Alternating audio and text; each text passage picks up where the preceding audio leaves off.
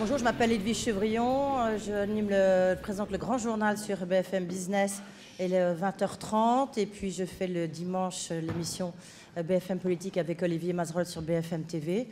Voilà, on va parler de compétitivité, c'est un sujet dont je parle beaucoup en ce moment, comme vous pouvez l'imaginer. Il y a ce fameux pacte de compétitivité voulu par le gouvernement. Est-ce que c'est utile ou pas? Et là, ce qui est intéressant, c'est qu'on va essayer de savoir si le rôle de l'État est indispensable ou pas. Je vais peut-être rapidement vous présenter les intervenants. Jean-Hervé Lorenzi, le président du Cercle des économistes, qui est à ma droite. Juste à côté de lui, Alexandre Josse, de la Fabrique Spinoza, bonjour. Bonjour. À vos côtés, Olivier Régis, de la Fabrique de la République, de l'Atelier de la République, pardon, de fabrique à atelier, après tout, c'est la même chose.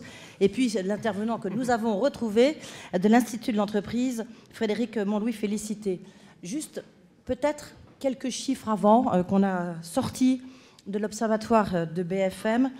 L'industrie représentait en 1982 28% du PIB en France.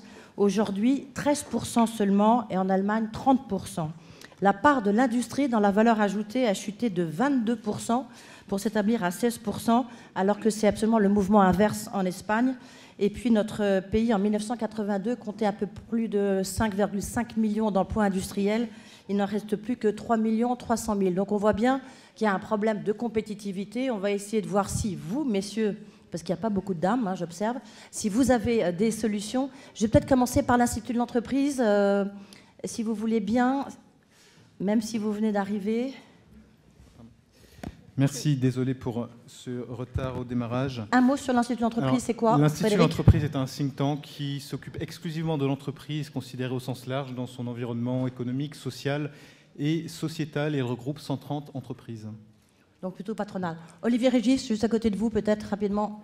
L'Atelier de la République est un think tank humaniste, progressiste, qui a pour ambition de casser les barrières traditionnelles de l'action de l'État, de la compréhension de l'État et des citoyens, et de créer des liens innovants. L'innovation fait toujours peur, mais on pense que c'est l'innovation qui construit la réforme. Alexandre Jost. La Fabrique Spinoza est un club de réflexion et aussi un action tank, comme on dit, sur le bien-être citoyen.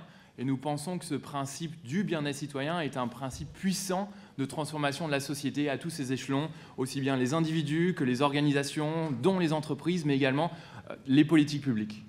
Jean-Hervé Lorenzi, vous avez multicasquette, mais en l'occurrence ce soir vous êtes président du Cercle des économistes. Le Cercle des économistes, c'est combien d'économistes? 30. 30, tous très bons. Et, enfin, tous, forcément, par définition. Tous supposés très bons. Et un club très sympathique qui, en réalité, avait pour objectif, dès l'origine, de débattre et de permettre un débat public dans des domaines qui sont faux, assez traditionnellement en dehors du débat citoyen. La prochaine fois, vous utiliserez mieux votre micro, si je puis me permettre, Jean-Hervé. Je vais Frédéric. essayer, je vais essayer. Au fond de la salle, pourtant vous êtes professeur, vous savez ce que c'est quand donc, on n'entend rien. Je répète pour ceux qui n'auraient pas entendu, nous sommes tous très sympathiques. Alors plus sérieusement, on va commencer, Frédéric, par vous, peut-être parce que l'Institut de l'entreprise, vous représentez quand même un think tank patronal, problème de compétitivité, vous avez des mesures et surtout, pourquoi le rôle de l'État est indispensable ou pas? Alors, si j'ai bien compris, j'ai 7 minutes, c'est bien ça? Oui, guère plus. Guère plus. Alors, on va essayer de faire rapidement, je vais essayer d'être discipliné. Premier point, il me semble que la question essentielle, c'est d'abord de réconcilier l'État avec l'esprit d'entreprise. Ce qui suppose deux préalables. D'une part, que le goût du risque doit revenir en politique, et d'autre part, ça suppose aussi de faire le deuil d'un certain nombre de représentations obsolètes. Alors je vais essayer de montrer ça rapidement. Deux remarques préliminaires d'abord sur l'essence de l'entrepreneur. Avant d'aller dans le détail, l'entrepreneur, c'est quand même d'abord celui qui a le goût du risque, qui fait le choix de l'aventure et non pas le choix de la soumission à l'ordre des choses. Et donc, son objectif, c'est avant tout de changer les règles du jeu par son travail. Et on voit bien que cette légitimité-là de l'entrepreneur, dans une société qui veut éliminer à tout prix le risque, ça pose un problème. Ça, c'est mon premier point préliminaire. Le deuxième point, c'est que l'économie, vous le savez bien, sous sa forme actuelle, est une économie du mouvement. Tout est flux de façon massive, de façon accélérée, et quand on regarde en face le rôle de l'État, l'État est quand même là pour consolider, assurer la permanence, la stabilité et l'ordre. Là encore, on voit une contradiction qui n'est pas mineure. Alors, le danger essentiel, une fois qu'on a dit ça, c'est, pour paraphraser Walter Benjamin, c'est que les choses continuent comme avant, voilà la catastrophe. Alors, comme avant, c'est-à-dire comme aujourd'hui, on connaît la situation actuelle. Jacques Delors, dans les années 80, avait quantifié le coût de la non-Europe. Je vais essayer de montrer pourquoi aujourd'hui on a un coût de la non-réforme qui serait absolument insupportable. Alors d'abord, les conditions du retour à la compétitivité, c'est le premier point. On en a beaucoup parlé ces derniers temps avec le rapport Gallois. L'Institut de l'entreprise, en janvier 2012, avait sorti un rapport qui s'appelait « Pour un choc de compétitivité en France ». On voit que ça a eu le succès que vous connaissez. Je vais passer rapidement là-dessus parce qu'il me semble que les tenants et les aboutissants sont bien connus. On a une spirale de déclin qui s'auto-alimente. Les produits des entreprises françaises sont plutôt positionnés dans le milieu bas de gamme. Et donc, pour lutter contre la concurrence des pays à bas coût, eh bien, on baisse les coûts. Les entreprises, en retour, ont des marges plus faibles. Et qui dit marge plus faible, dit capacité d'investissement, d'innovation, de R&D, de formation plus faible. Et donc, on a une spirale de déclin. Le premier enseignement, c'est que la distinction que l'on entend entre compétitivité coût et hors coût est largement hors sujet. La compétitivité coût est très corrélée au hors coût puisque l'une détermine l'autre. Et le deuxième enseignement, qu'on dit trop peu, c'est que les entreprises françaises ne font pas assez de profit et que les marges des entreprises aujourd'hui sont trop faible. Il faut absolument, dans cet ordre d'esprit, réhabiliter le profit comme étant quelque chose de sain. Les marges des entreprises permettent de fabriquer de la croissance et des emplois. Alors à court terme, on a vu le plan qui a été proposé par Jean-Marc Ayrault à l'issue du rapport Gallois. Un point très, très bref sur le coût des charges sociales qui pèsent sur le travail. Tout le monde connaît le problème. Je rappelle un chiffre, 77% de la protection sociale pèse sur le travail. C'est un problème majeur en France, qui est l'un des pays européens sur lequel la protection sociale pèse le plus. À moyen long terme, ce qu'on ne voit pas aujourd'hui, c'est un véritable agenda 2020. Vous savez que Gerhard Schröder, en 2003, avait élaboré un agenda 2010 de réformes structurelles. Et je crois qu'aujourd'hui, c'est ce plan de croissance avec un calendrier précis de réformes que l'on peut attendre de l'État, en cassant une idée reçue, c'est-à-dire qu'il faudrait préserver à tout prix le modèle social français. Ce modèle social, il est clairement insoutenable. Insoutenable financièrement, économiquement inefficace, socialement injuste. Donc comment est-ce qu'on réinvente ça ? Il y a un certain nombre de choses en termes structurels. Je veux simplement m'appesantir sur deux points. D'une part, le marché du travail, et d'autre part, l'ouverture à la concurrence. Le marché du travail, vous savez qu'il y a une négociation en cours entre le patronat et les syndicats. On verra où on arrive. On doit arriver à la conclusion en fin de semaine prochaine. Rappelons une chose, c'est que d'abord, pour aller au-delà des polémiques stériles sur les accords compétitivité-emploi, que d'abord, oui, les entreprises ont besoin de flexibilité pour passer la crise et donc ajuster les salaires au temps de travail, mais la flexibilité, elle se joue réellement au niveau de chaque entreprise. Donc ça implique quand même de reconnaître l'entreprise comme l'échelon pertinent de négociation et de repenser en profondeur le dialogue social pour comprendre et accepter que l'entreprise ne soit pas seulement définie par son actionnariat, par son capital, mais que l'entreprise, c'est un collectif qui rassemble évidemment des compétences, de l'innovation. Et ça demande une nouvelle façon de penser l'entreprise. Deuxième point, après le marché du travail, c'est l'ouverture à la concurrence, avec, on le sait, des effets bénéfiques de l'ouverture à la concurrence sur les marchés, puisque ça incite les acteurs économiques à s'engager dans une politique de productivité, à faire de l'innovation. Ça permet de baisser des prix et donc de gagner du pouvoir d'achat et de créer de l'emploi. Deux exemples. Monti, en Italie, a engagé des réformes structurelles assez lourdes en termes de marché de l'emploi et de concurrence. Le gain moyen pour les ménages italiens sur un an, c'est à peu près 1 000 € par ménage. Donc on voit que ça a un effet structurel important. Deuxième exemple, Free. Vous savez que l'opérateur a eu une 4e licence. Deux économistes de renom Oui. Augustin Landier et David Tesmar ont mené une étude là-dessus. Free a permis de libérer 1,7 milliard d'euros de gains de pouvoir d'achat par an en France, en tout cas ce sont leurs conclusions, et de générer entre 16 000 et 30 000 emplois. Alors évidemment, à court terme, ça détruit les emplois chez les acteurs établis. À plus long terme, ça en crée dans d'autres secteurs. Juste parce qu'il y a Jean-Hervé Lorenzi qui dit quelque part, c'est pas le sujet, mais c'est le sujet en partie, parce que la création d'emplois. La question, c'est est-ce que, par rapport au sujet, faut-il tout attendre de l'État? La réponse d'un institut comme le vôtre, c'est oui ou c'est non? Ça dépend de quel État on parle. C'est-à-dire, le sujet... L'État, la République française. Enfin, je ne oui. sais pas comment vous le... Ouais.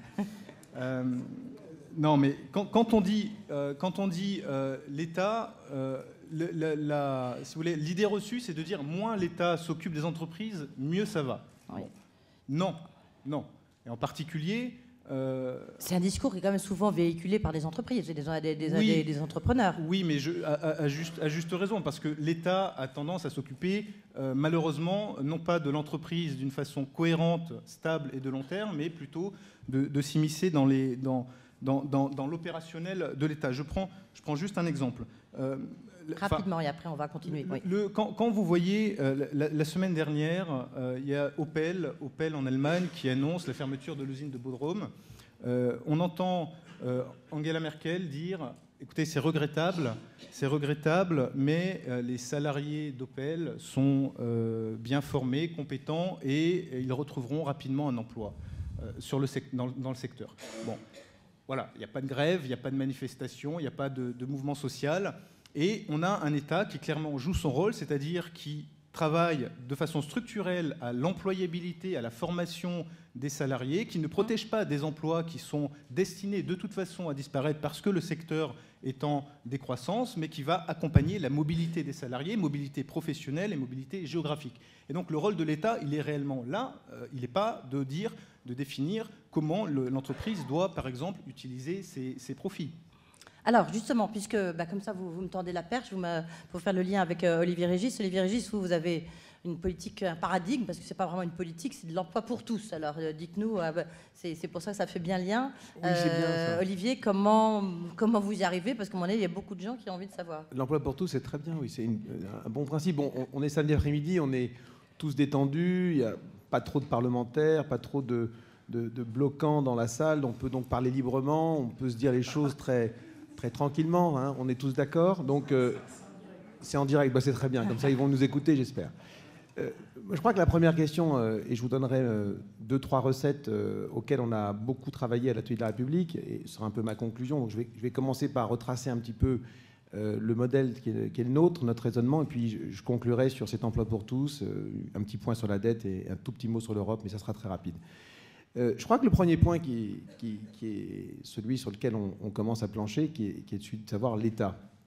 Est-ce qu'il faut un État interventionniste ou pas? Est-ce qu'il faut un État suractif ou au contraire limité à ses fonctions régaliennes? Je crois que la question n'est pas celle-là. La question est de savoir si l'État représente les citoyens. Les citoyens, je vais ajouter un petit mot, les citoyens contribuables ou les citoyens aidés, les deux côtés. C'est cette question qui nous taraude. Car 35 ans de vote au Parlement de loi de finances en déficit, c'est 35 ans de report de la prise de responsabilité qui est celle du diagnostic, la photo. La croissance, la compétitivité et tous les sujets qu'on a mis à l'ordre du jour aujourd'hui et cet après-midi découlent de cela. Quel chef d'entreprise peut voter 35 ans de budget déficitaire dans son entreprise et survivre? Aucun. Quel citoyen peut faire 35 ans de déficit ou de découvert bancaire et survivre? Aucun. Les parlementaires, eux, le peuvent. Et non pas parce qu'ils le souhaitent, mais parce qu'ils sont pris dans une spirale infernale qui est de dire on ne peut pas couper, on ne va pas couper là, c'est trop important, le budget, il faut bien sûr maintenir une politique de défense, une politique sociale. Donc on ne peut pas aborder la vraie question qui est de savoir comment peut-on survivre et faire vivre un État solidaire de ses citoyens en ayant eu 35 ans de vote continu. Cette question-là, il faut la régler. Ça fera partie des quelques solutions. Deuxième point, c'est que puisque ce lien entre le citoyen contribuable et le citoyen aidé et l'État se distend, il y a des effets d'éviction. Alors c'est Gérard Depardieu qui, dixit Michel Sardou, va se faire chier comme un rat en Belgique. Non, mais c'est moi qui le dis. C'est un bon, le chansonnier célèbre conclut en disant il n'y en a que pour 2 ans. Là, peut-être qu'il est optimiste. Ça peut durer un peu plus longtemps. Mais il pense que ça va durer 2 ans. Il dit bon, 2 ans, je paye. J'ai encore un peu de sous, je vais payer. Et il dit Gérard, bah, casse-toi, vas-y, va en Belgique, amuse-toi avec les Belges. Quand on aura marre, tu reviendras. Non, la vraie question qu'il aurait fallu poser à Gérard Depardieu avant de partir, celle que nous tous, quand on a quitté le pays pour travailler à l'étranger, ça nous est arrivé, c'est de savoir combien on doit. C'est quoi l'addition? Et quand vous quittez le pays, on vous donne votre quitus fiscal, mais on vous dit c'est tout, et vous dites ah ben c'est bien. La dette publique, ah non, ça vous payez pas, vous. Non, c'est bon, vous pouvez partir. Et vous laissez la dette derrière vous. C'est comme si vous allez au restaurant, je parle sous le contrôle des quelques autorités aveyronaises présentes dans cette salle, vous allez au restaurant, vous consommez, vous mangez votre aligot saucisse, vous sortez, ah non, je dois rien, c'est bon. Ah non, attendez, monsieur, vous payez votre addition. Donc on est dans ce problème, qui est le problème de savoir où est notre solidarité entre l'État et les citoyens, la dette qu'on a accumulée, ce qu'elle a permis de faire, et finalement ce que l'on veut en faire. Et enfin, tous les modèles classiques que nous connaissons, rembourser la dette avec la croissance, rembourser la dette avec l'inflation, c'est-à-dire en piquant l'épargne des retraités, de temps en temps faire un petit mouvement guerrier qui permet de remettre les pendules à l'heure, soit parce qu'on a été envahi, soit parce qu'on a nous-mêmes cassé la figure à nos voisins.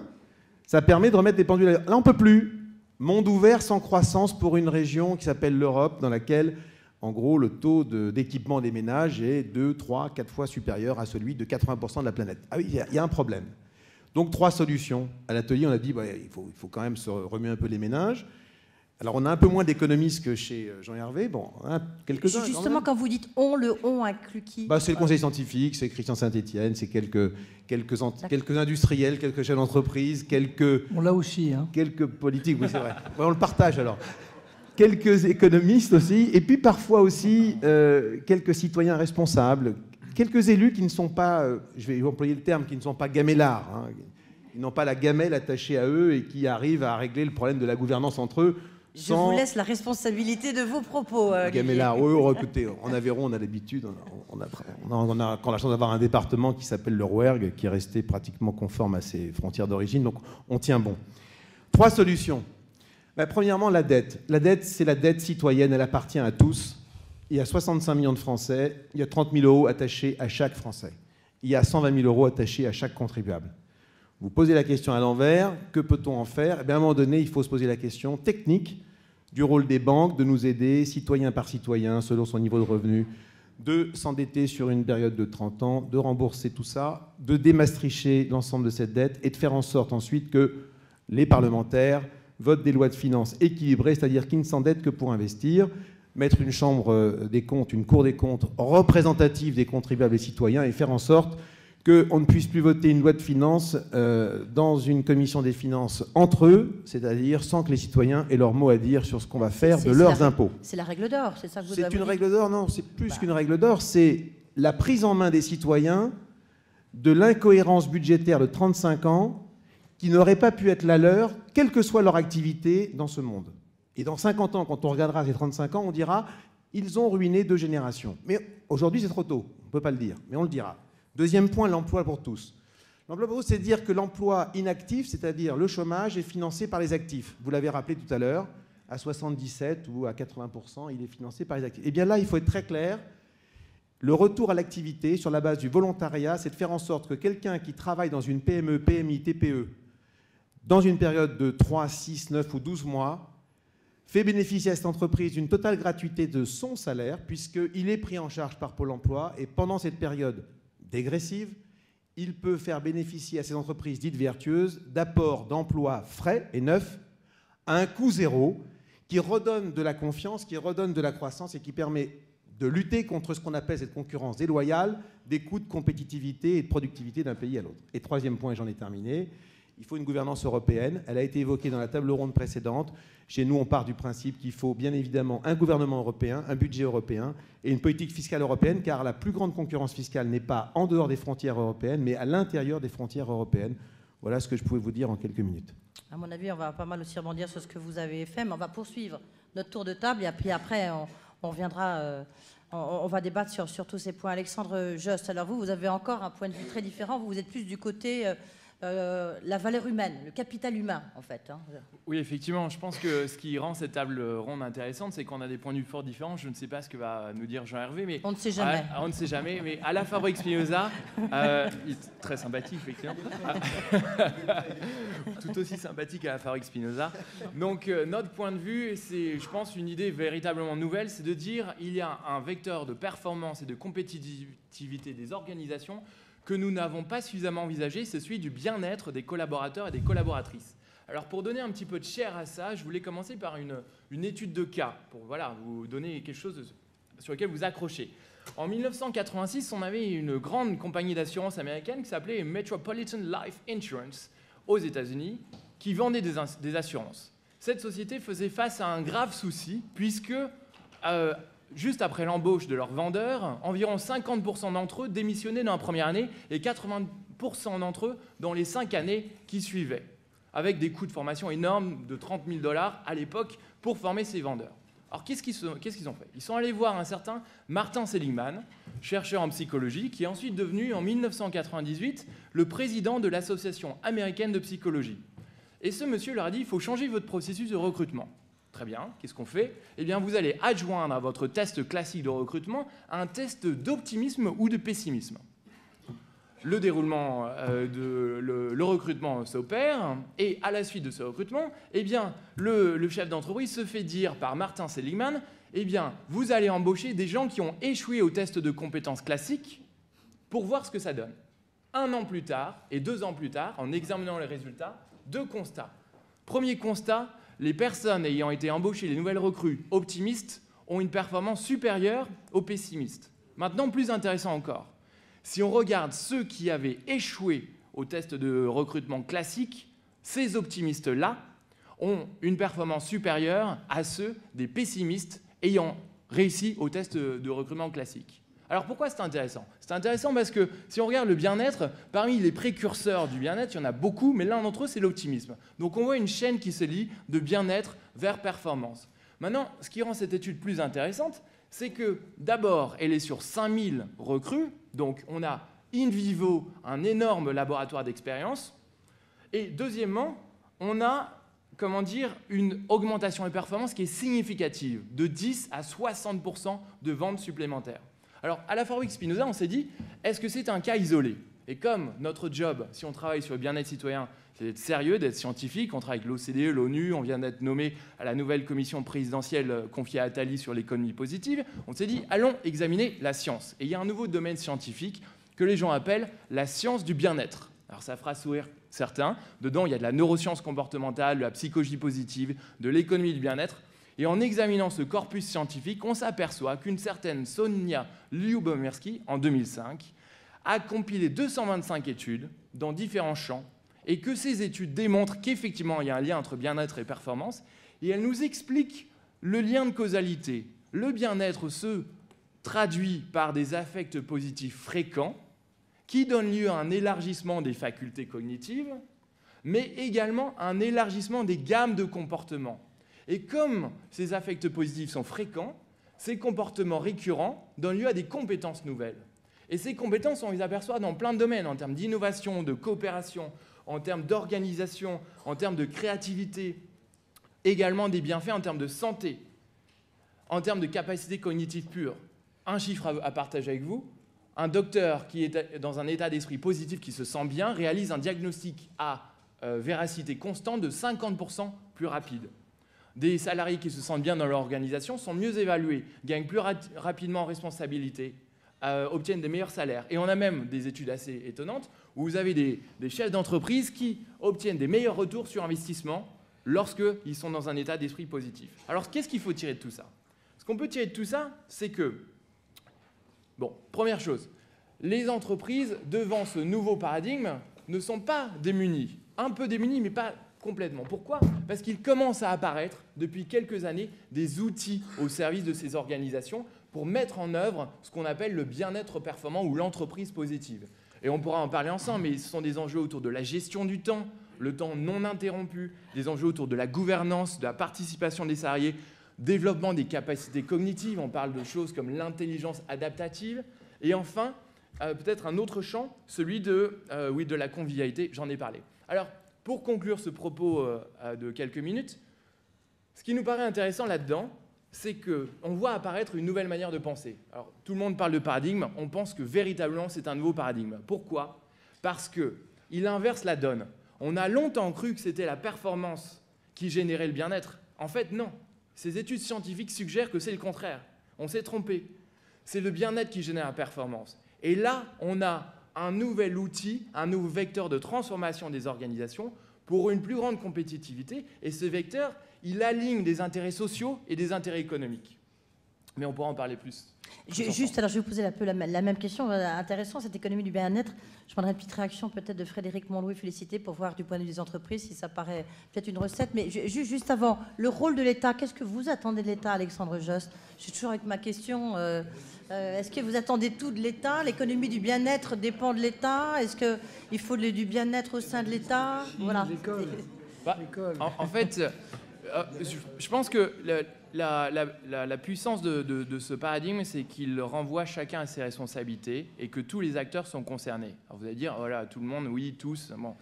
Pourquoi? Parce que l'organisation est évidemment à la commande. Elle peut réfléchir à des enjeux de management, de gouvernance, d'organisation du travail, de convivialité. Mais l'individu aussi est responsable. Et ça, c'est nouveau de parler de ça. Évidemment, il est stressé, mais il est aussi responsable. Parce que les comportements dans une organisation, ils transforment la performance de cette organisation. Et le comportement, c'est autant le résultat d'une organisation, d'un management, que le résultat de sa responsabilité propre. Quant à l'État, il y a des domaines dans lesquels il peut agir, ou bien des domaines qui sont directement liés à l'entreprise, par exemple le télétravail. On sait qu'un individu qui travaille à distance quelques jours par semaine, 1 ou 2 jours par semaine, eh bien, va redonner, j'oublie les chiffres, mais je crois que c'est 30 à 50% de son temps économisé dans les transports à l'employeur. Donc un État qui favoriserait, comme il est en train de le faire, mais pas encore complètement abouti, le télétravail, est au service du bien-être des collaborateurs, mais également de la performance de l'organisation. Frédéric Montlouis, félicité. Est-ce que ça peut être, je sais pas, une idée à prendre pour l'Institut de l'entreprise et pour les entreprises ou pas le bien-être, non mais... Les entreprises, enfin, c'est pas une idée nouvelle. Enfin, faut pas considérer que. Alors, je ne remets évidemment aucunement en cause le travail remarquable d'Alexandre Jost, mais ça n'est pas une idée nouvelle. Il y a d'abord, d'une part, pour mitiger ce qui vient d'être dit, enfin, tout ne se joue pas dans l'entreprise. Il y a quand même un certain nombre de problèmes qui tiennent à la sphère privée, qui sont, quand vous partez le matin de chez vous, vos problèmes, vous les apportez dans l'entreprise. Donc, que ce soit des problèmes familiaux, conjugaux, de logement, de transport, etc., vous les apportez avec vous. Ça, c'est quand même une première chose. Et puis d'autre part, ça n'est pas nouveau. Il y a des travaux effectivement qui sont menés depuis un certain temps, et puis des entreprises qui ont vraiment pris les choses en main. Il y a un auteur indien qui s'appelle Vinit Nayar qui a écrit il y a quelque temps un bouquin qui s'appelle Customers First, Employees First, donc les employés d'abord et les clients ensuite. Voilà. Lapsus révélateur. Donc, on s'occupe d'abord des employés avant de s'occuper des clients, et c'est ce que quelqu'un comme François Dupuis, qui est un sociologue des organisations bien connu, disait. Il va même plus loin parce qu'il emploie une formule qui dit « le travail d'aujourd'hui tue l'emploi de demain ». C'est-à-dire que les conditions d'exercice de travail dans les organisations aujourd'hui font que, structurellement, pour éviter justement les problèmes liés au bien-être des entreprises, au bien-être des salariés, on va serrer de plus en plus la part humaine dans la production au profit des machines, des ordinateurs, etc. Donc il y a une vraie implication économique dans, évidemment, le bien-être au travail. Merci. Pardon, j'ajoute que nous avons publié avec Hubert Landier, il y a quelques mois, une étude sur l'engagement des salariés, donc la motivation des salariés, et cette étude reprend un certain nombre de points évoqués par Alexandre.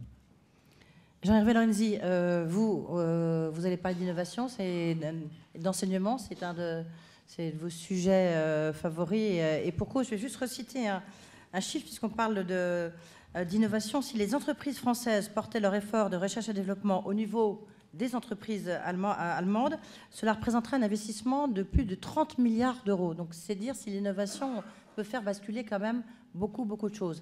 Jean-Hervé Lorenzi, alors vos recettes par rapport au sujet. Je vais essayer de revenir au sujet. Je regardais. Le sujet, c'est faut-il tout attendre de l'État? Donc je vais parler du sujet qui nous a été proposé. Mais si vous parlez dans le micro, rapprochez votre micro. Que je connais bien Alexandre, que je trouve absolument formidable, et encore plus aujourd'hui, parce qu'il a quand même eu la performance de traiter avec beaucoup de talent un sujet qui n'avait aucun rapport avec la table ronde. Attendez, on va y revenir, mais 3% de perte du PIB estimé par le Bureau international du travail lié au stress au travail. Donc je pense qu'on est dans le sujet. Non, d'accord. Enfin bon. Heureusement que alors, Spinoza... peut-être sur le sujet, puis on va revenir sur l'innovation, mais peut-être sur le sujet, parce que je trouve que le thème de l'État, aujourd'hui, en France, est un thème majeur, parce qu'au fond, il est celui qui doit donner peut-être les éléments de déstress de la société, l'encadrement ou le climat de l'environnement pour les entreprises favorables, et il s'agit de savoir si, un, c'est vrai aujourd'hui, deux, c'est nécessaire demain. Voilà les questions auxquelles je vais essayer de répondre.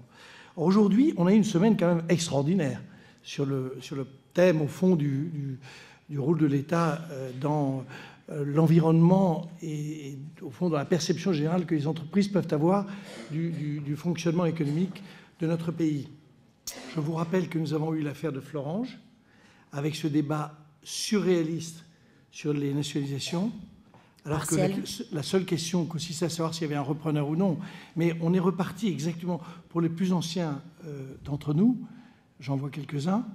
Enfin, d'ailleurs, c'est même la majorité. Je rappelle que c'était... Je ne sors pas du sujet. Je rappelle que... Non, je rappelle que c'est les débats que nous avions dans les années 80. Et donc revenir sur cette affaire de nationalisation comme si c'était un débat majeur pour savoir s'il fallait faire ceci à Saint-Jean-de-Maurienne, une petite entreprise de Rio Tinto, faut-il la nationaliser? C'est quand même, au fond, un détournement de bon fonctionnement de l'État. Dans la même semaine, Edwige, nous avons j'ai envie de dire, sauf pour les gens qui travaillent dans cette usine, sachant bien entendu. À Saint-Jean-de-Maurienne, il n'y a pas beaucoup d'emplois aux alentours, à part être professeur de ski. Quoi. Bien entendu, je ne dis pas qu'il ne faille pas traiter le thème, mais le problème, comme je me permettais de vous le dire, c'est y a-t-il ou non un repreneur? Et à ce moment-là, le débat devient peut-on imaginer une autre solution? Mais de le traiter comme si c'était le débat idéologique des années de ce début du XXIe siècle était quand même surréaliste. Deuxième chose, vous vous souvenez que nous avons passé un petit moment ensemble, Edwige, j'ai eu la gentillesse de venir à Dauphine, et nous avons eu un débat sur la transition énergétique. C'est-à-dire exactement des thèmes qui sont des thèmes de la collectivité, donc de l'État.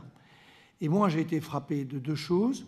De la même semaine où, pour les 561 salariés de Florange, l'ensemble du gouvernement s'est mobilisé... 649, je crois. 649, pardon.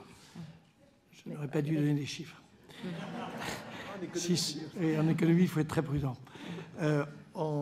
La même semaine où l'ensemble du gouvernement s'est penché sur le sujet de ces deux hauts fourneaux, je rappelle qu'ils font partie des 6 hauts fourneaux français qui sont situés, il y a 3 groupes de 2, et qu'on sait quoi qu'il arrive, il y en aura un des groupes qui va disparaître. On apprenait que le surcoût de l'EPR, qui est pour nous déterminant dans la transition énergétique, était de 2 milliards, annoncé comme ça, 2 milliards. C'est un sujet macroéconomique, c'est plus de la microéconomique, c'est avec des entreprises publiques tout à fait honorables, mais enfin en réalité en surcoût.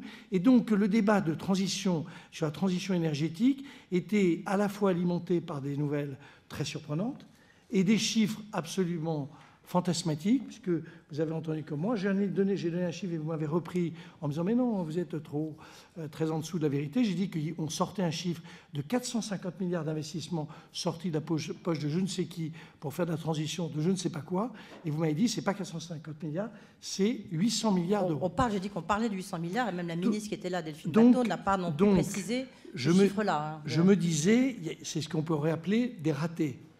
Des détournements, de mauvais fonctionnement de l'État. Et moi, je suis plutôt favorable. Maintenant, la nécessité. Aujourd'hui, c'est les ratés. Demain, c'est une absolue nécessité. Donc, c'est au fond le point sur lequel je voulais insister. L'économie française, comme toutes les économies mondiales, européennes et mondiales, sera soumise à 3 sujets dans lesquels il est impossible d'imaginer que la collectivité ou baptisez-le l'État ou baptisez-le la puissance publique, comme vous voulez. Les mots n'ont pas grande importance dans ce domaine-là, mais la collectivité, dans son rôle d'action, est absolument déterminante. Je cite les 3 points, très rapidement. mais ils sont majeurs à comprendre. L'économie mondiale et la nôtre sera déterminée par un premier thème qui est le vieillissement de la population, quand même très important à comprendre. Ça joue et sur les coûts de la protection sociale. Alors, tous les chiffres circulent, mais enfin, en gros, c'est 4 à 5 points de plus dans les 15 ans qui viennent, donc c'est majeur. C'est d'ailleurs les sujets d'aujourd'hui, les retraites, la santé, tout ce qu'on essaie de réformer. Ça joue évidemment le vieillissement sur les problèmes de productivité, parce que même si à 65 ans, on peut être extrêmement vif et dynamique, il est clair que statistiquement, l'innovation vient plutôt des tranches d'âge plus jeunes. Et donc, un vieillissement des populations, ça joue sur l'innovation, donc sur la productivité. Donc, c'est très important pour notre pays. Et vous voyez bien que c'est le sujet, à mon sens, majeur de l'économie française. C'est ce conflit entre les générations, entre au fond, les 20% de plus de 60 ans et les moins de 30 ans, sachant que c'est en réalité plus équilibré et mieux traité qu'on ne l'imagine. Et puis surtout, le troisième thème du vieillissement, qui m'annonce mon deuxième point de difficulté, c'est le fait que nous avons besoin de reconstruire de manière très importante une structure productive. Vous ne pouvez pas imaginer qu'on va vivre uniquement avec le maintien de Florange. Donc il faut bien imaginer de l'investissement dans des secteurs majeurs. C'est l'éducation, ce qui permettra aussi à Alexandre d'être moins stressé, à Olivier de trouver un emploi pour tous et à Frédéric de faire que les entreprises soient enfin reconnues pour ce qu'elles sont. Mais en fait, on a besoin d'énormément de finances. Or, ça veut dire que c'est des actions, ça veut dire que c'est de l'investissement à terme. Or, réfléchissez, plus une société vieillit, plus évidemment, elle a une aversion au risque. Les gens de mon âge se disent, quand on leur dit c'est formidable, vous allez investir, et la rentabilité des investissements que vous faites, ça marchera bien dans 20 ans, on trouve ça vachement sympa, mais il y a quand même un regard critique là-dessus. Donc, c'est ce thème-là, ce premier thème est majeur, vieillissement. La société française, il faut bien comprendre, et nous avons la chance, au passage, d'avoir sur ce thème-là plutôt une situation plus favorable que d'autres pays. Nous n'en profitons pas aujourd'hui, mais c'est, à mon sens, le point essentiel. Le deuxième point, il rejoint le premier. Le troisième et le dernier. Non, le deuxième, c'est... Non, c'est les premiers. Et j'ai limité pour limiter à 14 minutes mon intervention, j'ai limité à 3 points. Donc, le deuxième point, c'est la rareté de l'épargne. Il faut bien que vous compreniez ça. Nous avons vécu sur des flux entrant, sortant d'épargne venus des pays émergents. Vous ne pouvez pas dire, dans les années qui viennent, que les pays émergents vont voir leur consommation augmenter sans imaginer que leur épargne va diminuer. Donc il y a une pompe aspirante refoulante par des circuits d'épargne qui passaient par les États-Unis et qui vont se modifier dans les années qui viennent au moment même où nous avons besoin de beaucoup d'épargne et d'investissement. C'est l'État, tout ça. Et le troisième sujet, c'est ce que je considère comme un point très important, c'est-à-dire le ralentissement des progrès techniques. À mon sens, c'est vraisemblablement une des difficultés majeures pour les pays de l'OCDE.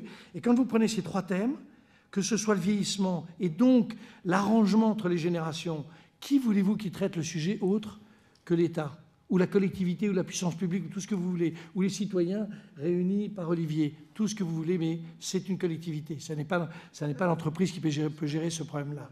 Quand on traite les problèmes d'épargne et donc de fiscalité de l'épargne long terme et donc de la capacité d'investir, même chose. Même chose également pour, au fond, l'innovation. Tout ça pour conclure, pour dire et me situer dans et le temps et dans le thème que vous nous avez proposé, Edwige, c'est de dire, bien entendu, qu'aujourd'hui, il y a des ratés sur le fonctionnement même de l'État, on les voit quotidiennement, parce qu'on ne traite pas bien les sujets majeurs, mais évidemment, c'est le retour de cette volonté collective, c'est le seul moyen de s'en sortir. Je ne vois pas sinon comment on pourrait traiter les 3 thèmes et les 3 contraintes que je me suis permis très rapidement d'évoquer. Merci Jean-Hervé. La question, c'est comment faire pour que l'État, à ce moment-là, s'approprie les sujets dont vous parlez, parce qu'ils sont sur la table, ce n'est pas la première fois qu'on en débat, on connaît tous les chiffres. Pourquoi l'État ne s'empare pas de ces dossiers, de ce point, ne tente pas de résoudre cette question qui est sur la table depuis 30 ans, 40 ans? Peut-être que mes camarades veulent y répondre, mais je réponds très simplement. C'est assez habituel, mais là, je suis sous le contrôle de mes 3 amis qui sont particulièrement compétents sur le sujet, c'est évidemment le fait que faire émerger un sujet, faire émerger une conception... honnêtement, moi, ça fait 40 ans que je fais de l'économie, je n'ai jamais vu une situation aussi compliquée, aussi difficile à décrypter, aussi difficile à appréhender, aussi difficile surtout. L'immense difficulté, c'est de comprendre quelles pourraient être les solutions. Quel est le fil qu'il faut tirer? Si vous commencez à expliquer... Je termine juste là-dessus, mais moi, j'avais passé ma vie à essayer plutôt d'avoir quelques amis, et je me suis fait en 12 secondes 16 200 000 ennemis, ce qui était beaucoup pour un seul homme, tout simplement parce que j'ai dit sur une chaîne de télévision que je trouvais que la CSG, c'était pas absurde que les retraités la payent dans les mêmes conditions. J'imagine d'ailleurs que je ne vais pas pouvoir sortir vivant d'ici, mais c'est que, c'était normal que tout le monde paye la CSG dans les mêmes conditions. Tout ça pour dire que c'est très difficile. Dans les mêmes conditions en plus, oui. D'accord. Olivier, Régis, Frédéric Montlouis, et puis j'ai déjà vu qu'il y avait des questions dans la salle. Je souhaite enfoncer le clou sur ce que vient de dire Jean-Hervé. Il n'y a pas de liberté de parole sur aucun sujet parce qu'on est devenu protecteur de nos acquis. C'est-à-dire qu'on voit bien que c'est figé. Si on dit c'est la CSG, on tombe. Si on dit c'est la TVA, on tombe. Et pourtant, on sait très bien qu'à périmètre constant, si on ne change rien au modèle, à 50 000 chômeurs par mois, il va y avoir un problème en septembre ou en octobre prochain, c'est évident. C'est un problème mécanique.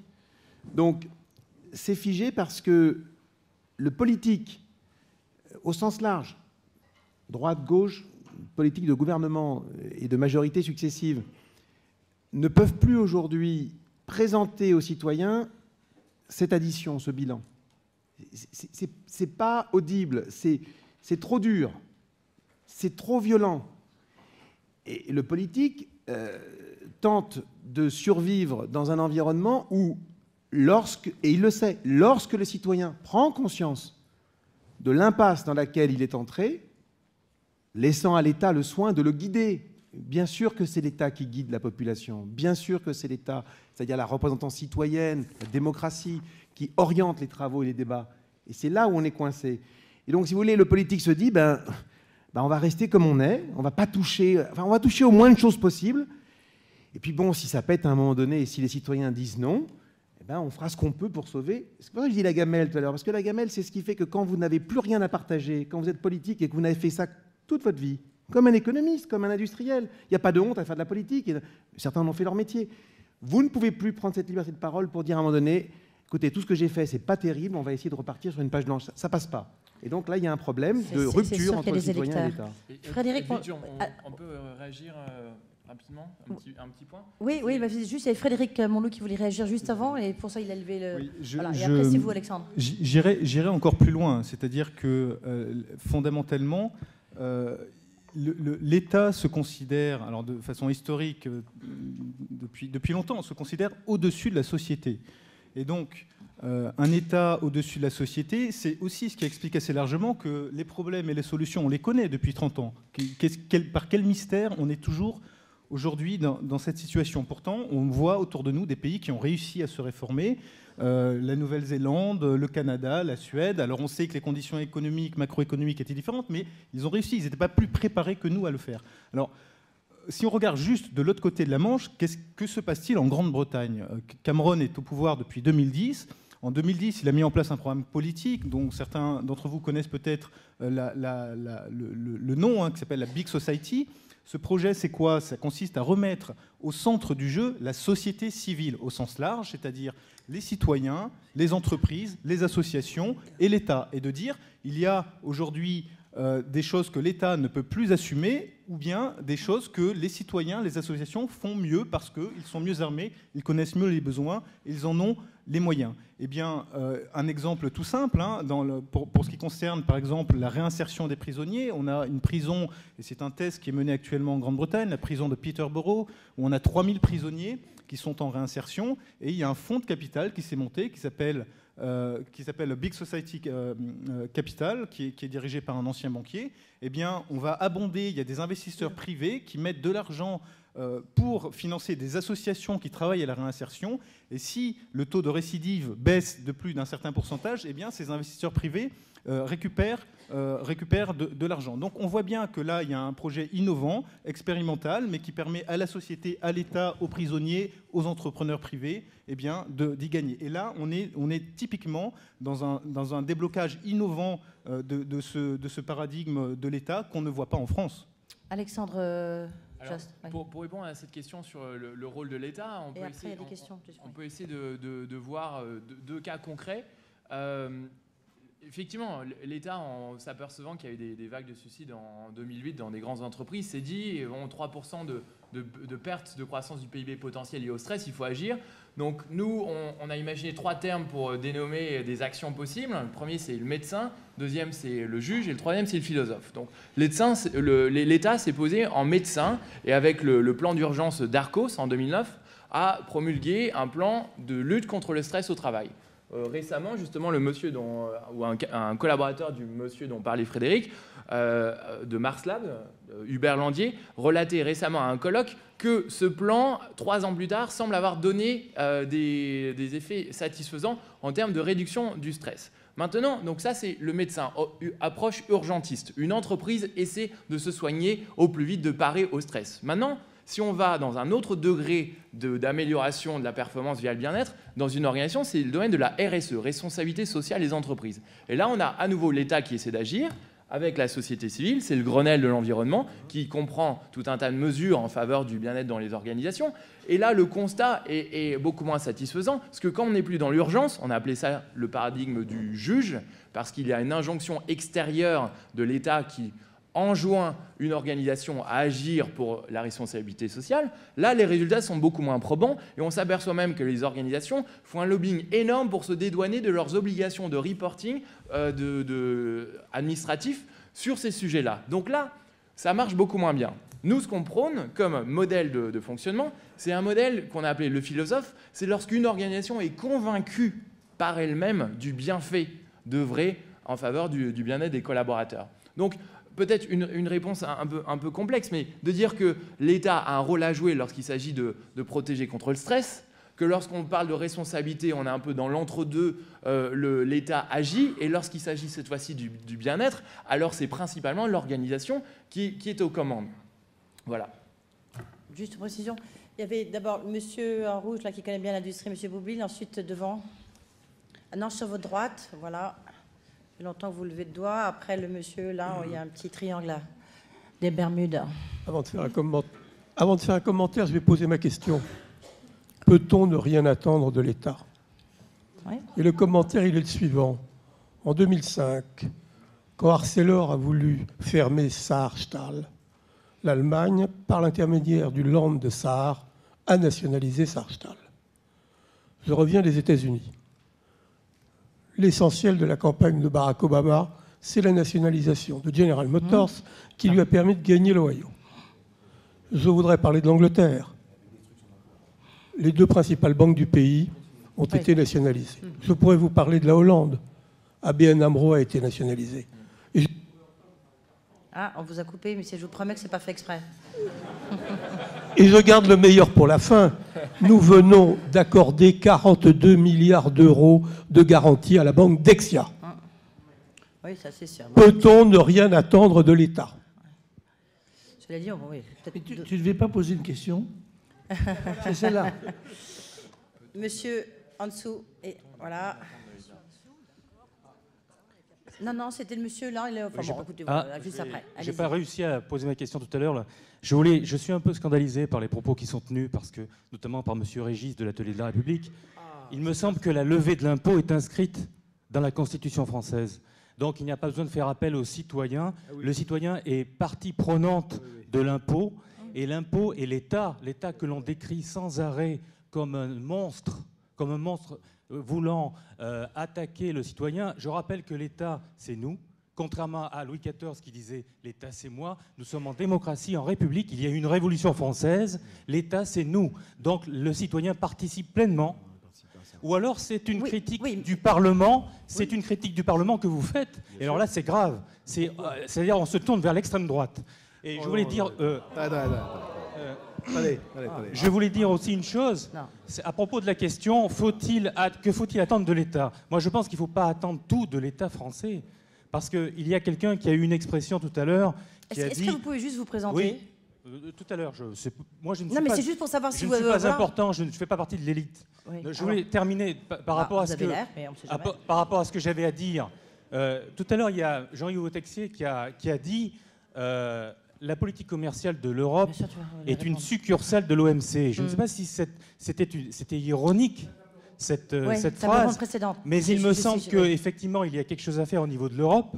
C'est-à-dire que la politique commerciale de l'Europe devrait plus influer sur la politique de l'OMC parce que c'est au niveau... Nous avons besoin de régulation. La crise de 2008, quand même... Le problème, c'est que je ne suis pas sûr qu'en l'occurrence, les Russes... Vous permettez, on va répondre à... Ma question... Olivier Régis va d'abord... Nous avons besoin de répondre. régulation. Non, mais attendez, vous l'avez Il me quand semble même. que l'excès de dépenses n'est pas seulement Oui, mais attendez, un monsieur, excès de dépenses vous au niveau de avez l'État français. quand même Il est provoqué aussi monsieur, dû c'est un normal excès qu'il de vous réponde. dépenses. Oui. Il est aussi dû à la crise financière de 2008. Et donc, l'OMC pourrait effectivement agir en ce sens. On va d'abord répondre sur les impôts. Olivier Oui. Régis, Jean-Hervé Lorenzi, après le monsieur qui est D'abord- derrière. Et si vous voulez bien vous présenter. D'abord, pour monsieur qui a parlé juste avant vous de la nationalisation, je rappelle que juste aux États-Unis, la nationalisation s'est assortie de la suppression de 2/3 des emplois. Non, je parlais de... Je vous répondrai, Non, monsieur, le monsieur X. Monsieur Boublil, oui. Monsieur X, je vous répondrai, ne vous inquiétez pas. Allez, il y vous a laisserez beaucoup de votre carte questions, visite. donc allons-y. Nationalisation, ça veut dire aux États-Unis, nationalisation suivie d'un plan de suppression de la moitié aux 2/3 des emplois. J'imagine mal que le propos de nationalisation en France soit de dire qu'en nationalisant, on supprimerait 2/3, c'est-à-dire 400 emplois à Florange. Premier point. Deuxième point sur votre propos, je ne sais pas si c'est l'extrême droite, l'extrême gauche ou quiconque qui vous anime. Moi, j'ai un propos laissez-moi répondre, s'il vous plaît, je vous ai écouté, je vous réponds. J'ai simplement un propos beaucoup plus clair que le vôtre. Moi, je ne remets pas en cause la représentativité parlementaire. Je dis qu'aujourd'hui, aucun citoyen qui accepte et qui aime payer son impôt ne peut aujourd'hui dire qu'il est fier de laisser à ses enfants et à ses petits-enfants 1800 milliards de dettes. Et je dis juste que si vous interrogiez aujourd'hui les 20 ou 30% de nos jeunes de moins de 30 ans sur savoir s'ils sont solidaires de l'effort qui a été le nôtre de creuser ce déficit et s'ils acceptent de payer nos retraites pour les 50 ans qui viennent, je ne suis pas sûr que vous auriez un sondage favorable. Ça veut dire que la représentativité ne vous donne pas caution pour enfoncer votre pays aussi loin que vos jeunes ne pourront le relever. Et ça veut donc dire que les citoyens, et c'est un mécanisme très révolutionnaire, monsieur, et vous devriez le savoir, ont le droit, lorsqu'ils considèrent que les législateurs ont dérivé, de reprendre la main et de prendre la parole. La parole est libre, monsieur, et depuis la Révolution, elle est parfaitement libre. Ce qui veut dire qu'aujourd'hui, mon propos n'est ni d'extrême droite, ni d'extrême gauche, ni du centre. C'est un propos de citoyen responsable qui dit que lorsque je paye mon impôt, je suis fier de le payer à condition que ce que l'on me livre ensuite pour moi et mes enfants soit conforme à la solidarité nationale et non pas au départ des uns contre les autres, de ceux qui considéraient qu'en quittant le pays, ils se sauvent, que ceux qui restent devront faire l'effort, que ceux qui entrent pourront bénéficier de telle chose. Il y a quelque part un mécanisme de solidarité qu'il faut reprendre. Et le Parlement aujourd'hui n'entend plus le peuple sur cette 1800 milliards de dettes, qui va les payer. Merci Ce n'est pas les parlementaires qui vont le payer. Monsieur. Ouais.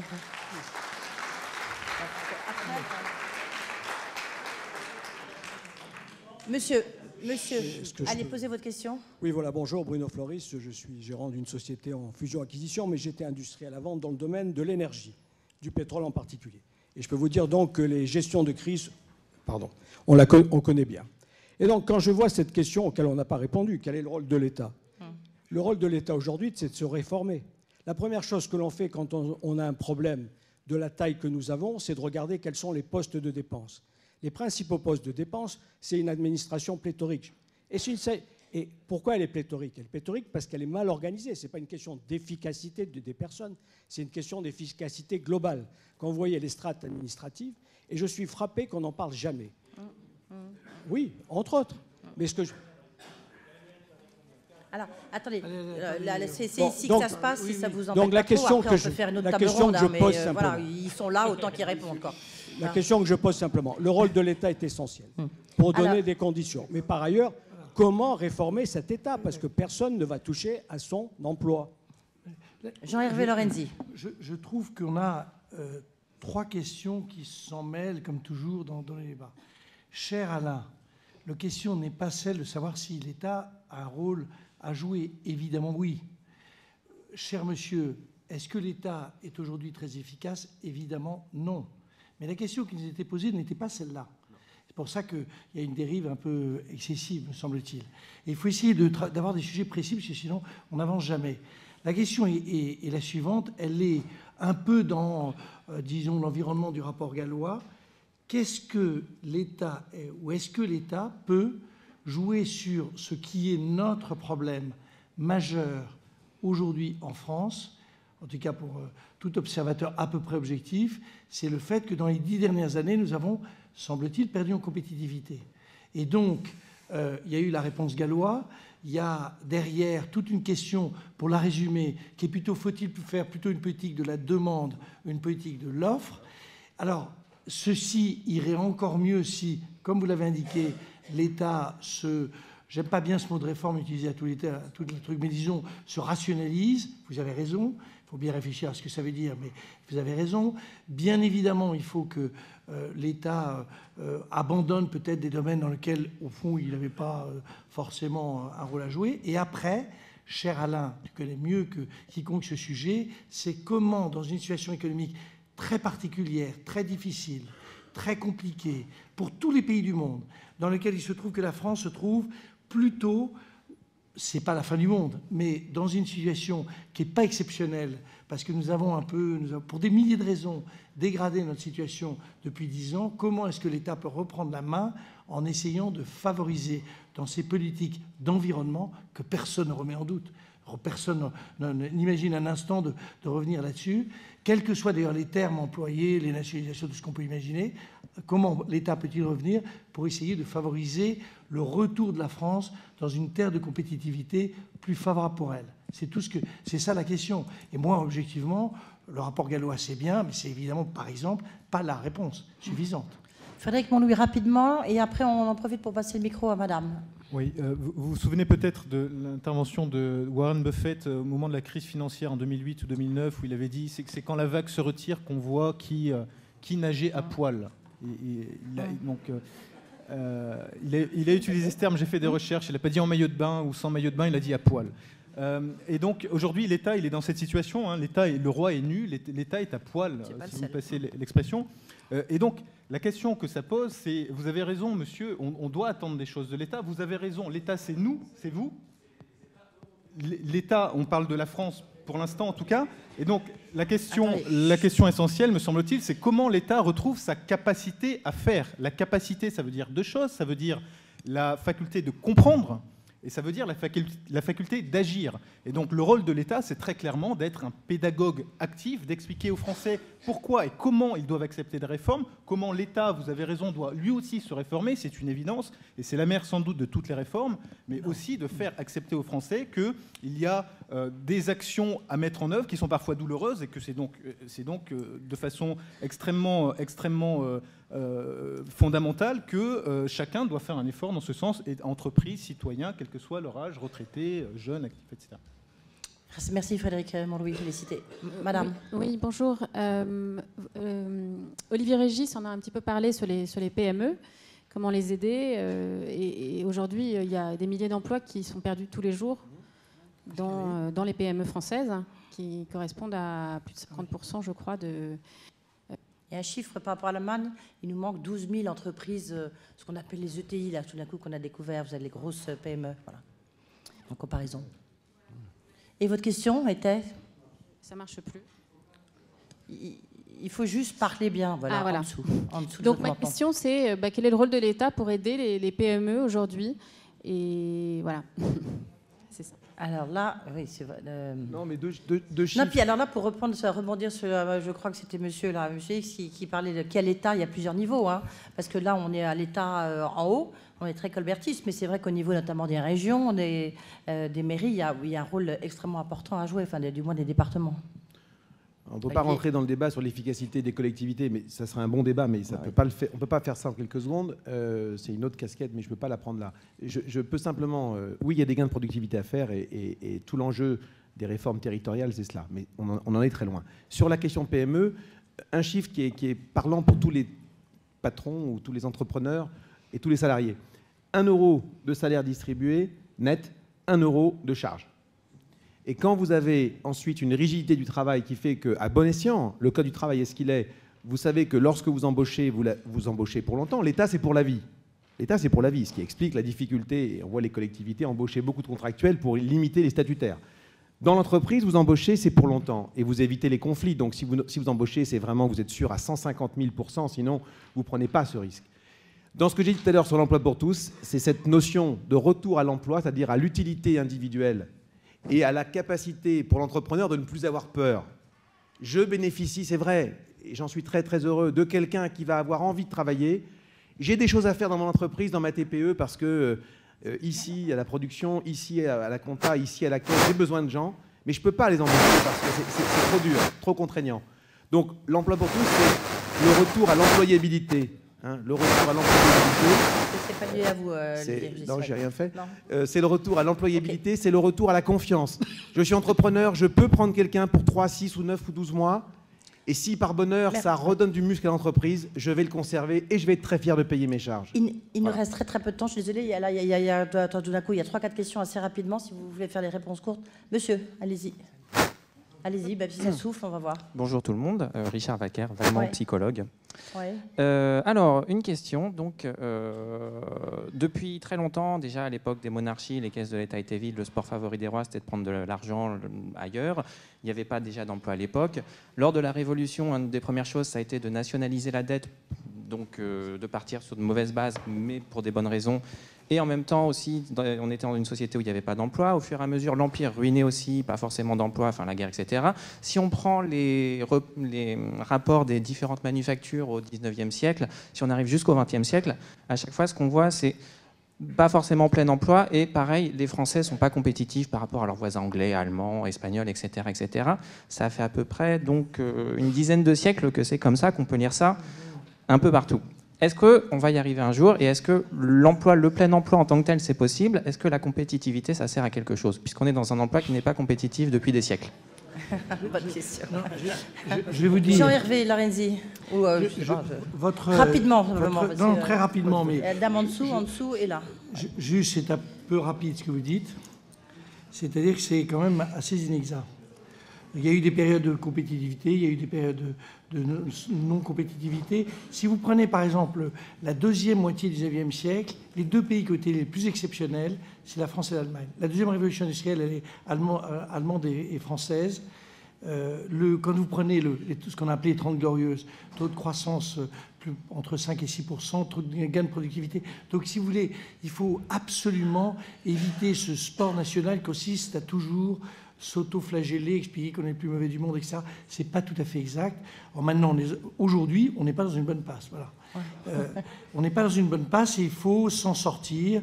Peut-être que le rebond, c'est vraiment d'avoir bien comprendre la situation. Et je ne suis pas sûr que ce soit le cas aujourd'hui. Voilà. Madame. Un rebond là-dessus, c'est un autre débat, mais on pourrait aussi poser la question de quel type de croissance. Puisque, évidemment, on sait qu'on a besoin de relancer notre économie de manière traditionnelle en termes de croissance du PIB. Mais l'un des travaux qu'on conduit à la Fabrique Spinoza, c'est de constater que depuis, ça s'appelle le paradoxe d'Easterlin, certains d'entre vous le connaissent, mais entre 1973 et 2008, le PIB de la France a augmenté de 113% en euros constants. Et dans la même période, la satisfaction des gens quant à leur vie, leur bien-être, est restée le même. Donc, ça pose cette question-là, compétitivité, performance, croissance, dans quel but et quel type de croissance? Il nous reste 2 minutes. Madame, il nous reste 4 questions. Oui, alors on a beaucoup parlé d'État, sans vouloir dire que je représente l'État, c'est pas le cas, mais je suis une élue, désolé monsieur, mais il y en a ici effectivement. Je suis, voilà, donc je suis effectivement élue à Paris, conseillère de Paris, et je suis secrétaire nationale de l'UMP en charge des relations avec les... Je suis aussi élue, madame, c'est bon. Voilà, et je suis en charge des relations avec les think tanks et les clubs de réflexion, et c'est à ce titre que je suis là aujourd'hui, et heureuse de vous écouter. Alors, il se trouve que dans une autre vie, j'ai été aussi lobbyiste et membre de think tank. Et j'aimerais vous dire une chose. Oui, effectivement, l'État ne peut pas tout faire. L'État a besoin d'avoir des partenaires. L'État a besoin de créer des passerelles. Et cette passerelle, c'est avec qui? C'est avec la société civile, c'est avec les entreprises, c'est avec les think tanks. Et puis alors, puisque vous êtes là, et je trouve que cette initiative est excellente, j'ai travaillé dans un think tank américain. Et j'aimerais vous dire une chose. C'est que dans les think tanks américains, eh bien, on envoie des notes à tous les députés quasiment tous les jours. Que dans les think tanks, effectivement, à l'étranger, en Allemagne, que ce soit, ils envoient des réflexions à tous leurs élus, à tout le gouvernement de façon régulière. L'État a besoin, vos élus ont besoin de vous, ont besoin d'informations, parce qu'on ne peut pas maîtriser tous les sujets, et il est fondamental d'avoir un partage de solidarité et de réflexion. Nous avons besoin de vous aussi pour pouvoir permettre à la société civile de comprendre. Et moi, ce que j'ai envie de vous dire, c'est créons des passerelles, n'opposons pas l'État aux citoyens, parce que l'État, nous sommes avant tout les représentants des citoyens. Peut-être que les parlementaires américains ont un peu plus de temps pour lire les notes des think tanks aussi, madame. Alors, excusez-moi, je suis désolée, mais il se trouve que je suis là aujourd'hui. Il se trouve que je suis là pour vous écouter. Très bien. Non pas là, mais ici sur un banc pour vous écouter, et je suis à votre disposition pour vous recevoir et vous rencontrer. Merci beaucoup, madame. Avec plaisir. Bravo. Monsieur au premier rang, et après le monsieur là. Merci. Rapidement, parce que le gong aurait dû sonner. Je ne sais pas si on l'a entendu sonner ou pas sonner, mais enfin bref, il faut Alors, très rapidement, avant le son du gong, donc Raphaël Borouman, prof d'économie à l'ESG. Donc, monsieur Lorenzi a commencé à juste titre en parlant du surcoût de l'EPR de 2 milliards, qui était un problème macroéconomique, parce qu'on parle de 2 milliards, voire plus. Mais je pense que, indépendamment d'un débat pro ou anti-nucléaire, qui n'est pas le sujet d'aujourd'hui, certains choix technologiques et certains choix industriels ne peuvent être faits que par l'État, parce qu'ils sont sur une durée de long terme, telle qu'aucun acteur privé ne serait prêt à y aller. Et donc, si on regarde le cas des Anglo-Saxons et de la Grande-Bretagne, ou qui ne sont pas dans le cadre d'une politique interventionniste très forte, on voit que certains secteurs vont commencer à être renationalisés, que ce soit les transports publics ou une partie des activités de l'énergie, parce que des acteurs privés ne sont pas prêts sur 30 à 40 ans à prendre un risque en termes d'innovation et de choix technologiques. Donc je vais avoir votre avis là-dessus, si vous confirmez ce point de vue ou pas. Merci. Alors, Jean-Hervé. Je suis d'accord avec lui. Non, ça veut dire quoi? Non, oui. C'est ce que fait l'État, je suis d'accord avec lui. C'est-à-dire, c'est difficile peut-être de répondre là. C'est ce que fait l'État depuis toujours. C'est ce que vous dites est juste, et c'est ce que fait l'État depuis toujours. Il y a des pays anglo-saxons qui avaient tout privatisé, quasiment tout, et qui ont remis une dose d'intervention publique pour pouvoir gérer le long terme. Si, prends l'occasion. Une très rapide, parce que le monsieur lève la doigt depuis à peu près 20 minutes. Et après, c'est terminé. On y va. Oui, bonjour. Merci de me donner cette parole. Je voulais dire juste qu'il faut vivre un peu dans son époque et que je crois que la croissance qu'on essaye de nous vendre aujourd'hui est une croissance sans emploi. Je crois que le chômage ne va faire qu'augmenter. Je crois que la productivité va faire que supprimer des emplois. Et je crois qu'il y a une solution à tous ces problèmes et qu'on n'en parle pas souvent et même jamais, c'est l'instauration d'un revenu de base. Et ça serait très important que les think tanks et que toute la salle et que vous en parlez, parce que c'est quelque chose... Alors, peut-être la dernière, mais je ne sais pas qui répond. Bon, ça existe. Olivier, Jean-Hervé, ça existe déjà. Il y a des revenus. Il y a des revenus. Il y a des revenus garantis en France et depuis très longtemps. Des minima qui sont parfois, c'est vrai, considérés comme trop bas, mais qui sont quand même la garantie. Enfin, soyons directs, s'il n'y avait pas ces minima depuis, disons, l'instauration du premier RMI en France, on aurait probablement eu des mouvements sociaux et des mouvements humains très durs dans les années qui viennent de s'écouler. Ces minima existent, ne sont peut-être pas suffisants, mais garantissent une certaine forme de paix sociale. Il y a un homme politique qui avait dit, lorsque Rocard et François Mitterrand avaient avancé cette piste, que indirectement, c'était quelqu'un d'extrême gauche qui avait dit on achète un processus anti-révolutionnaire. Et bien voilà, ça sera le mot de la fin. Peut-être juste une chose, je ne peux pas vous laisser. Non, on ne peut pas laisser ce monsieur qui a l'air vachement sympathique, mais dire des choses qui ne sont pas tout à fait exactes. D'abord, vous êtes vraiment une sorte de prophète pour pouvoir déterminer ce qui va se passer dans les années qui viennent. Et le fait que la productivité supprime définitivement les emplois, c'est une vérité qui est quand même très à vérifier. Vous prenez les 2 derniers siècles et vous regardez ça de près, c'est pas ce qui s'est passé. Donc, allez, merci beaucoup.